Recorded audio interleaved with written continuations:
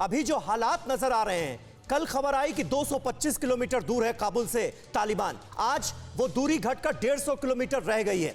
ऐसा लग रहा है, कहां तो वो यूएस की खुफिया रिपोर्ट में जिक्र हो रहा था कि 2 से 3 महीने का वक्त लगेगा, 90 दिनों का वक्त लगेगा, यहां तो ऐसा लग रहा है कि कुछ हफ्तों का ही वक्त लगेगा अब काबुल पर चढ़ाई में।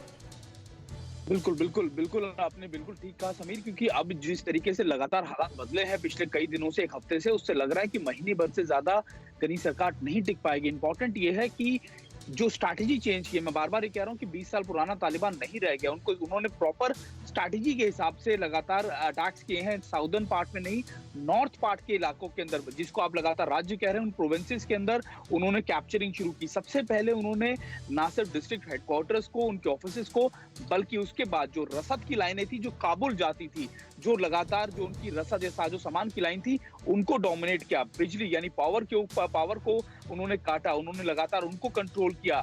जो उनके एम्युनिशन डिपो थे, जो उनके स्ट्रैटेजिक लोकेशंस थी अफगान फोर्सेस की, उनको कैप्चर किया।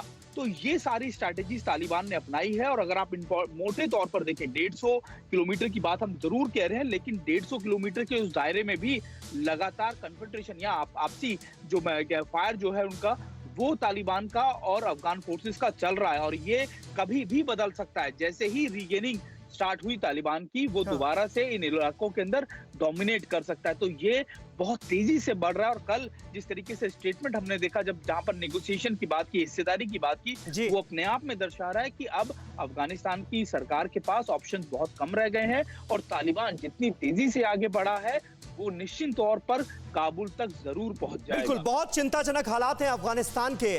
मैं अपने बाकी मेहमानों का रुख करूं, उससे पहले अजीम भट्ट मैं आपके पास आऊंगा, क्योंकि सुमित चौधरी जब ये बता रहे हैं कि तालिबान का कब्जा बढ़ता जा रहा है, आपके चेहरे पर मुस्कुराहट थी, हंसी आ रही है आपको? अच्छा, वो इस वजह से आ रही है कि सुमित आज से तकरीबन मेरा ख्याल है कि कोई 1-2 हफ्ते पहले ही मैं आप ही के प्रोग्राम में बैठा था और सुमित साहब उस वक्त वार जोन में थे और बड़ी अच्छी रिपोर्टिंग कर रहे थे। तो उस वक्त भी इन्होंने ये बात की थी, तो मैंने इनको ये बात कही थी कि तालिबान वो वाले तालिबान नहीं है। तो उस वक्त सुमित साहब ने एक तो मेरी बात मानी नहीं थी और दूसरा उन्होंने इंटरप्ट करके मुझे एक बात कही थी कि जनाब आप गलत कह रहे हैं, अफगान फोर्सेस का कब्जा नहीं, तो तालिबान का कब्जा होता जा रहा है और कुछ दिनों में हो सकता है पूरे अफगानिस्तान पर हो जाए, तो ये खुशी का मौका है आपके लिए, ताली बजाएंगे ना आप? तो अभी मैं ये देख रहा हूँ कि 2 हफ्ते में सुमित साहब की बात वही आ गई जो मेरी बात थी और आपकी भी। और अब अजीम भट्ट, मैं आपसे पूछ रहा हूँ जो सवाल, उसका जवाब दीजिए। इसमें हंसने मुस्कुराने की क्या बात है? ये शाबाशी देने का मौका है क्या तालिबान को? वही आपका मुल्क कर रहा है, खुश हो रहे हैं ना आप? गवर्नमेंट में आप खुश हो रहे हैं ना? गवर्नमेंट करनी पड़ेगी, मुझे भी करनी पड़ेगी। खुश हो रहे हैं ना आप? खुशी का मौका है ये पाकिस्तान के लिए।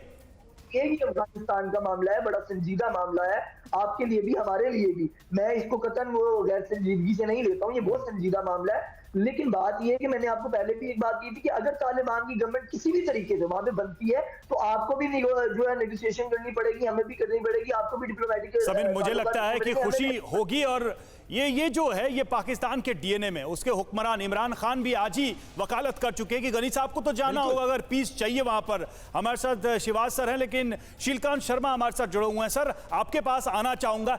ये पाकिस्तान जो पीस की पैरवी करता है और उसकी शर्त ये लगाता है कि जब तक तालिबान वहां पर सत्ता में नहीं आएगा तब तक वहां पीस नहीं होगा, साफ समझा जा सकता है ये जो मुस्कुराहट, हंसी हम देख रहे हैं पाकिस्तान और वहां के लोगों के चेहरे पर, उसके पीछे की यही सोच है कि वो चाहते ही नहीं है कि अफगानिस्तान में एक जेन्युइन गवर्नमेंट, एक डेमोक्रेटिक सेटअप वहां पर कभी भी स्थापित हो। बिल्कुल बिल्कुल सही, इसमें कोई दो राय है ही नहीं। पाकिस्तान का दोमुहा चेहरा है ये। एक तरफ पीस की बात करते हैं, दूसरा चुपचाप तालिबान को सारी तरह की स्ट्रेटेजिक, सामरिक और बेस सपोर्ट सब कुछ दे रहे हैं। वो जो तालिबान घायल हो जाते हैं, पाकिस्तान के अस्पताल में उनका इलाज होता है, उनकी फैमिलीज पाकिस्तान में हैं, उनके जनाजे पाकिस्तान में निकलते हैं, हजारों की भीड़ आती है। तो ये किस पाकिस्तान की बात कर रहे हैं? दूसरी बात यह है जो आपने कहा कि ये स्ट्रेटेजिक रूप से ये लोग कर रहे हैं। इन्होंने जितने प्रांतों पे कब्जा किया है वो सब ताजिकिस्तान, उज्बेकिस्तान और ईरान की सीमा पे लगे हुए हैं। पाकिस्तान से सीमा पे लगे हुए तो अभी नहीं पहुंचे हैं, क्योंकि वो तो उनके हाथ में ही है, उनको उसका डर नहीं है। तो इनकी सारी लड़ाई अभी उन स्थानों से है जहां पे कि नॉन पठान, जो नॉन पश्तून लोग हैं, उनकी बात थी।